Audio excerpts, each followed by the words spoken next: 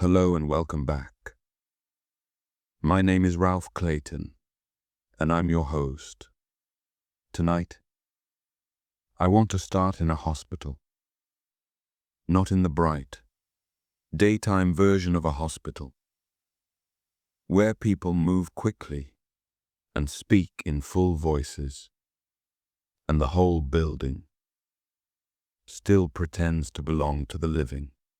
I want to start in the night version, at 2:13 a.m., because there are very few places on earth where the relationship between warning and power becomes more visible than it does in a hospital in the middle of the night. At 2:13 a.m., the hospital is a quiet machine, pretending to be a place of healing. The lights never fully go out.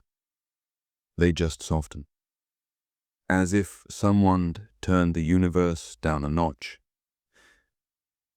so that suffering could continue politely.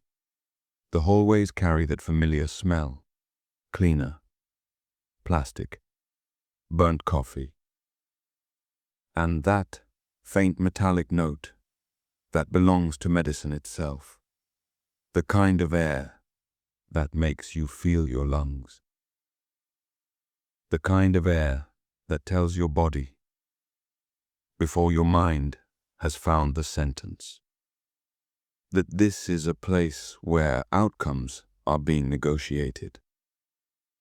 On the 6th floor, the night shift is still moving, not energetically, not heroically, just steadily, by muscle memory, by habit, by the old discipline of people who know that other people's bodies will not pause simply because the clock says it is late. A nurse named Alina checks the vitals outside room 621. She is 40, competent, unromantic. She has been doing this long enough that she no longer believes in drama. Drama is for television. Drama is for people who have not watched enough bodies change direction slowly. Elena believes in trends. She believes in the small things that lean the wrong way,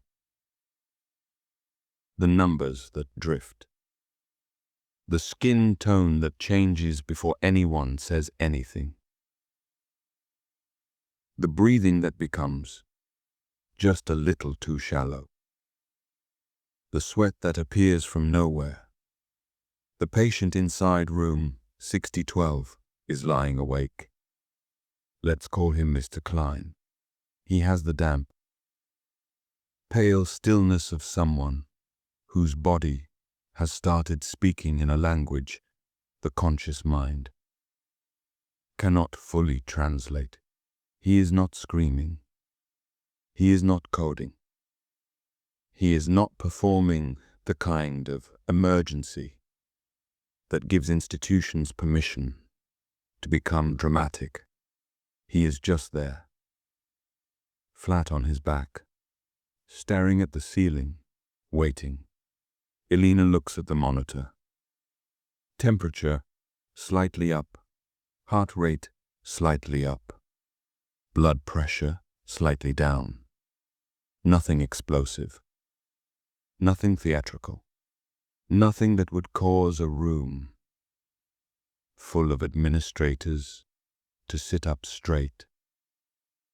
Just enough wrongness to bother an experienced nurse. Nearby, a resident physician is making his way through the electronic charts. His name is Dr. Patel. Young, sharp, tired, running on caffeine and unfinished thoughts. He is covering too many patients. Because everyone is covering too many patients. Because that is one of the hidden design principles of modern institutions. Stretch everything until Doing your best becomes its own form of triage. He clicks through the chart. Labs, notes, orders, imaging, consults, the modern liturgy. And then, in one corner of the screen, a red banner appears. Sepsis risk high. There is a number beside it.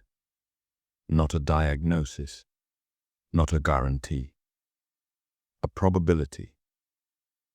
A model speaking in the quiet voice of statistics. That number is the output of a machine that has seen patterns from more patients than any human being could ever remember, especially not at 3 in the morning. The model does not care if Mr. Klein is a kind man. It does not care if he is alone. It does not care if Dr. Patel is trying his best. It does not care that Alina has already worked too many nights like this. The model has one job: recognize the shape of collapse early enough to matter. Dr. Patel looks at the banner. Alina sees the change in his face, and experienced nurses can feel that shift instantly. The room has not yet said out loud that something is wrong, but the gravity has changed. She steps closer. She does not need a model to tell her the patient is slipping. She has seen enough nights, enough beds, enough bodies to know the early signs. The model is seeing what she sees, but it is seeing more than what any one person can carry at once. It is seeing the pattern distributed across time. It is seeing the way small variables arrange themselves into a future. Dr. Patel opens the alert. Lactate trending upward. White blood cell count. Respiratory rate. Recent antibiotics. Age. Comorbidities. None of them alone would make much of a speech. Together they form a shape, and that shape is familiar. The machine recognizes it from data. Elena recognizes it from memory. Dr. Patel says, "Okay, let's do the bundle." And this is where public imagination usually takes over. This is where people imagine the hospital suddenly becoming a clean machine of rescue. A warning flashes. Professionals spring into motion. Science and competence kick in. The right medications move instantly. The right people appear. The future gets intercepted by modern efficiency. That is the fantasy. Reality is slower. Reality is a chain. To start antibiotics, you need an order. To hang the antibiotics, pharmacy has to verify. To verify, someone checks allergies, interactions, and dosing. To check dosing, somebody wants current kidney function and weight. To get the lab, someone has to draw blood. To draw blood, someone has to not be trapped in 3 other rooms already dealing with 3 other problems that are also supposed to be urgent. So Alina draws the blood herself. Tourniquet, swab, needle, tube, label. The ritual of precision. Mr. Klein watches her with heavy eyes, not frightened exactly, more like distant, like someone observing his own life from slightly outside it. The tubes fill. Elena labels them carefully. Then she steps into the hallway and looks for someone to take them downstairs. No one is free. The unit is thin tonight. It is always thin. Every institution has two versions of itself. The official version and the lived version. The official version is what is printed on the staffing board. The lived version is the one walking the hallway at 2:13 a.m. So Elena takes the tubes herself. She steps into the elevator, stands under fluorescent light that makes everybody look like they're already partly gone. The tubes are warm in her gloved hand. Such a small thing to carry. A little blood, a little data, a little time. Down in the lab, the building is still awake. The lab never sleeps, but the lab has its own reality, its own cues, its own constraints, its own throughput logic. It does not care about your emotional urgency. It does not care that room 6012 is leaning the wrong way. It processes, it measures, it waits its turn. Elena hands over the tubes like she is passing a note to the future. Back upstairs, Doctor. Patel is placing orders, clicking boxes, marking items stat, adding comments, paging people, documenting. His fingers move fast, but his actions do not move at the speed of fingers. They move through institutional channels, through checks, coups, permissions, through every layer that modern systems place between intention and consequence. Some of those layers exist for good reasons. Some exist because nobody wants to be the one blamed later. Some exist because once a procedure survives long enough, it becomes furniture. And here is the sentence that matters. The warning is early, but leverage is not. Pharmacy is backed up. Rapid response is somewhere else. The ICU has no open bed. Radiology is delayed. The attending is asleep and does not want to be called, unless the story becomes catastrophic enough to justify the disturbance. And this is the cruel zone. The model fires in the window where the future is visible, but the present still looks just normal enough for hesitation to survive. The patient looks sick, but not sick enough. The numbers are bad, but not bad enough. The room is dangerous, but not dangerous enough. Humans do not act on futures. Humans act on thresholds, and thresholds are late. At 3:07 a.m., Mrs. Klein shivers. Not lightly. A full-body tremor. The kind that makes the bed look like it has joined the event. Elena notices immediately. She checks the pressure again. Lower. Dr. Patel sees the updated vitals. Looks back at the banner. The score is higher now. The model is more confident than the people in the room. He calls the attending. The attending answers in that voice doctors get after years of being dragged out of sleep. Part fatigue, part irritation, part professionalism. What's going on? Dr. Patel explains. Controlled urgency. Precise language. Not panic. Never panic. Panic makes people doubt you. He gives the fever, the pressure, the heart rate, the decline. And then he says,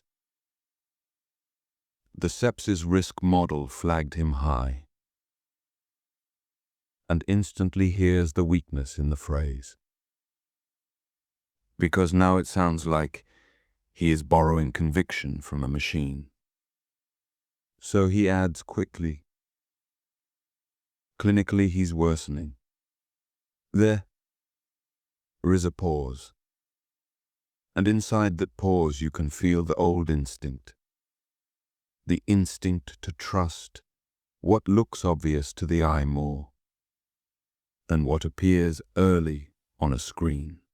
Finally the attending says, okay, keep me updated. Not yes, not no, a deferment. Elena hangs the fluids. The IV drips into Mr. Klein like a slow apology. She watches the line. She watches his color. She watches the monitor. She watches the clock. And that is one of the most important truths in medicine and in life. Time does not speed up because you understand the danger. The clock does not care that you were warned. At 4:22 a.m., pharmacy finally releases the antibiotic. It comes up. Elena spikes the bag, primes the line, starts the infusion. The medicine enters his body like a promise made late. By 5:11 a.m., the lactate comes back elevated. Now the numbers look official. Now the story has crossed the line where everyone can agree it is real. Now the building wakes up. Rapid response arrives. Respiratory arrives. Someone discusses pressors. Someone asks about ICU transfer. Someone asks about code status. People gather at the foot of the bed with practiced urgency. Like adults arriving to a disaster only after it has become undeniable enough to earn collective attention. And Mr. Klein turns his head slightly, as if he is trying to understand why the world suddenly became interested. Elena looks at Dr. Patel. Patel looks back. There is a sentence between them that does not need to be spoken. We knew. We were told. We saw it coming. And still the timeline between warning and action was longer than the space in which action could still bend the outcome. Later, in the daylight, the attending will say, "Good catch." And he will mean it. The chart will say, "Appropriate escalation." The documentation will show best effort. The system will congratulate itself for noticing. But the deeper truth will remain. The warning arrived early, and still it arrived too late. Because being right is not the same as having power. Because seeing is not the same as steering. And that is where the hospital stops, being a hospital story, and becomes a story about time. People love explanations. Explanations feel like control in formal clothes. If you can name the event, categorize it, chart it, summarize it, then you get to feel intelligent instead of helpless. But the honest story of that night is not mainly about sepsis. It is about timing. It is about access. It is about the difference between knowing where the corridor leads, and still being unable to turn the building fast enough to exit it. That difference is not unique to hospitals. That is the shape of modern life. The future becomes visible.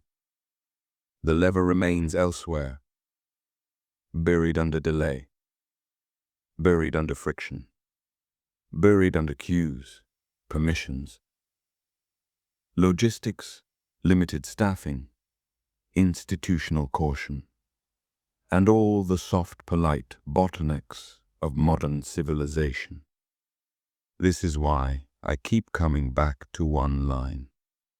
We are becoming a civilization of early warnings that arrive too late to matter.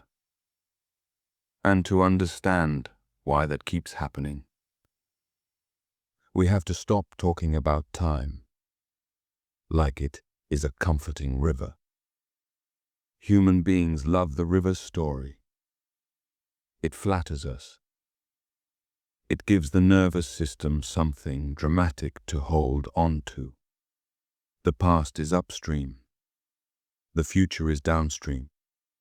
You stand in the present like a small heroic captain steering through unknown waters. Nice story. Good for the ego. Physics does not care. Relativity broke that picture a long time ago. Einstein showed that there is no single universal, now handed out to everyone equally. Different observers disagree about what counts as now. Motion matters. Gravity matters. Perspective matters. The present is not a cosmic spotlight, slicing the universe into one official frame. It is local, embedded, dependent. And once you take that seriously, you move toward a much stranger image of reality. Not a river, an atlas, a geometry, a completed structure.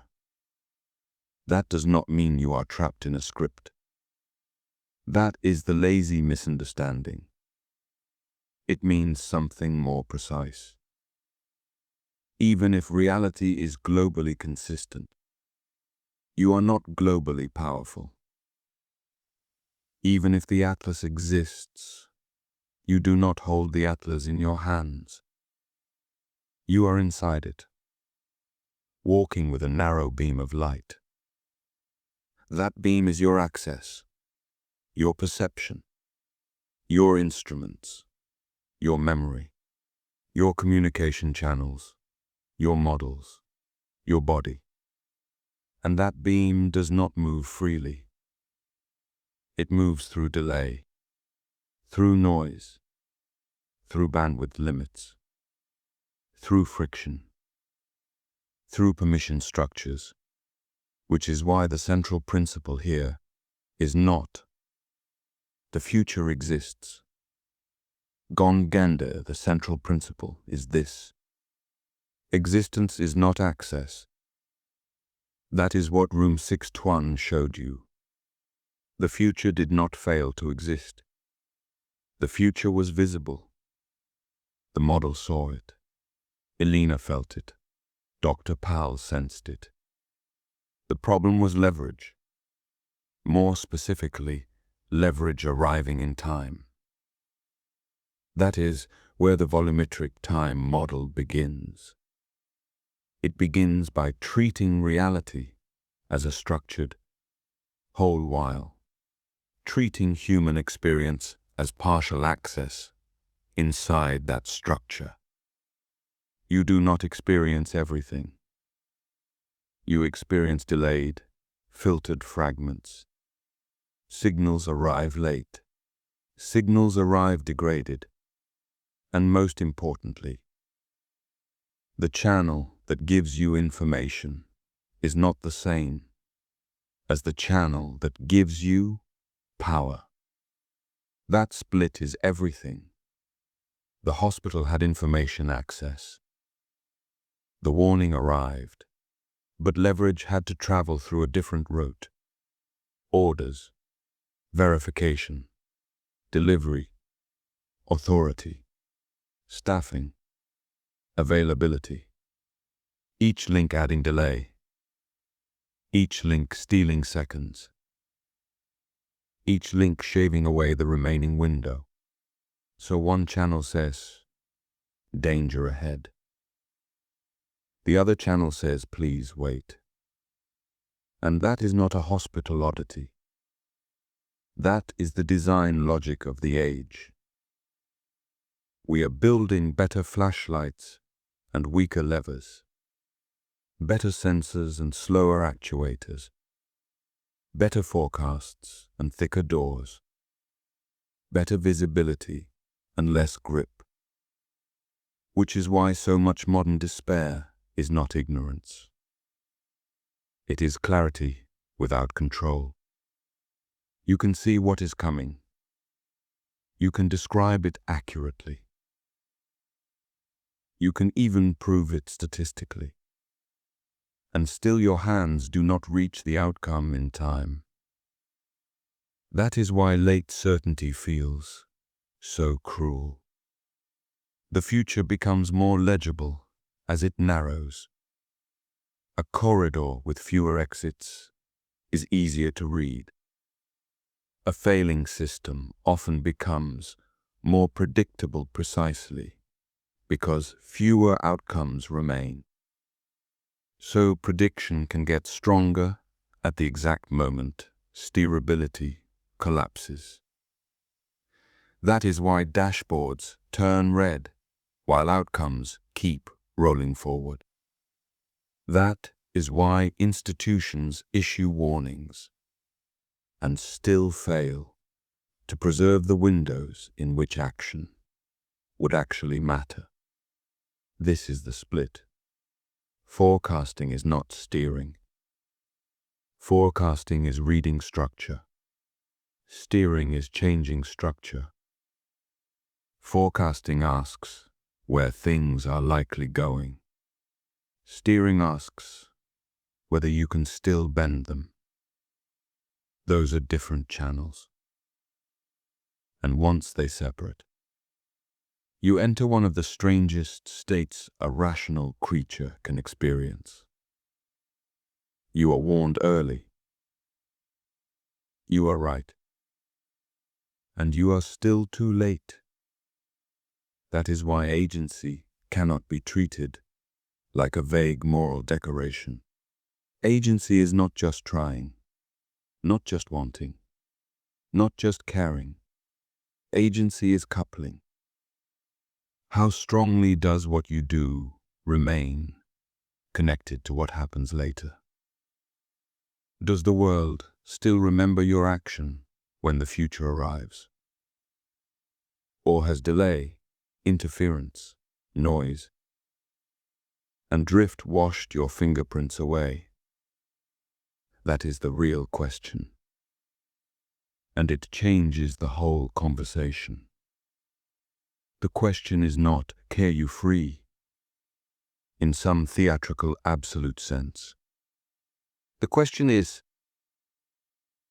how much usable access do you have to the variables that matter before the window closes? That is harder and much more honest. Because in real life, agency comes in degrees. It expands and contracts. It lives inside feedback loops, inside windows, inside systems that either preserve reversibility or quietly destroy it. If the loop still answers, you feel agency. If it does not, life begins to feel decided. Not because fate descended from the sky, because the channel stopped carrying you. And that leads to one more key idea. There is a point in any process where your actions stop leaving detectable fingerprints on what happens next. Not because you stopped moving, but because the world can no longer distinguish what you did from what would have happened anyway. That is what an agency horizon is, not a mystical wall, a practical edge, a measurable boundary where influence falls below detectability. Inside that zone, your action still has grip. Beyond it, you can still perform motion, but the future no longer reliably records that motion as yours. This matters scientifically. It matters politically. It matters morally. Because modern systems constantly confuse warning with power. They send a notification and call that empowerment. They show a button and call that choice. They deliver information after the meaningful branch has already narrowed, and then assign responsibility as if information alone proves access. But a warning is not a lever. A forecast is not a steering wheel, and blame becomes superstition the moment it ignores timing. This is why the hospital scene matters so much. Nobody there needed a lecture about caring. Nobody needed a sermon about effort. The failure was structural. The forecast lived in one channel. Intervention lived in another. The first was fast enough. The second was not. That split is what this whole framework is trying to map. Because once you admit that the world can remain predictable, after it stops being steerable, a lot of modern life suddenly makes terrible sense. We have upgraded our capacity to know faster than we have upgraded our capacity to act. That is why everything feels so legible and so immovable at the same time. We are full of alerts, full of dashboards, full of warnings, full of awareness, and yet real leverage keeps shrinking. That is not a personality issue. That is structure. That is geometry plus delay. The volumetric time model is an attempt to describe that structure without hiding behind mysticism or cheap fatalism.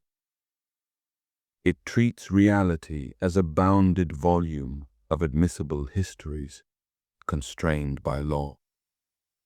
It treats observers like us as authors floating above the page, but as embedded agents with partial access, moving through it with narrow beams. Your lived present is not reality being created. It is your current point of access inside something larger. And because access is partial, delay-ridden, and noisy, surprise remains real. Regret remains real. Choice remains real where coupling survives. But not everywhere. Not equally. Not forever. A finished atlas is not a prison. It is a demand for precision. It tells you to stop asking the lazy question, does the future exist? And start asking the harder one. What part of the future can I still reach in time to matter? That is the question. In health, in relationships, in economics, in design, in institutions, in civilization. Where is the lever? How long is the window? Who gets the early signal? Who gets the real channel of action? Who gets only the receipt? because that is what a late warning becomes. A receipt. Proof that you were informed after the branch had already narrowed. Proof that the system could describe the wave, while failing to preserve the space in which the wave could still be redirected. That is why I began in room 612. Not for drama, for precision. A hospital at 2:13 a.m. strips away philosophical vanity. It shows the pattern in the clearest possible form. The warning can be good. The people can care. The effort can be sincere. And still the outcome can outrun the lever. That is not prophecy. That is timing. That is delay. That is the world telling you, in the most polite and merciless way possible, that knowledge and power are not the same thing. And if you have ever felt the nausea of understanding too late, then you already know what this framework is trying to say. You have watched the dashboard turn red. You have seen the pattern become obvious. You have felt the corridor narrow. You have known what was coming. And you have realized, sometimes with a cold kind of horror, that knowing was not enough. That is not always personal failure. Often it is structure. Often it is a broken channel. Often it is the modern condition itself. A world where the warning arrives early. And still, somehow, too late. Thank you for listening. This has been another step into the volumetric time model. And in the next episode, we can go deeper into the central split that defines the whole framework, the split between forecasting and steering, the split between visibility and leverage, the split between being informed and still having power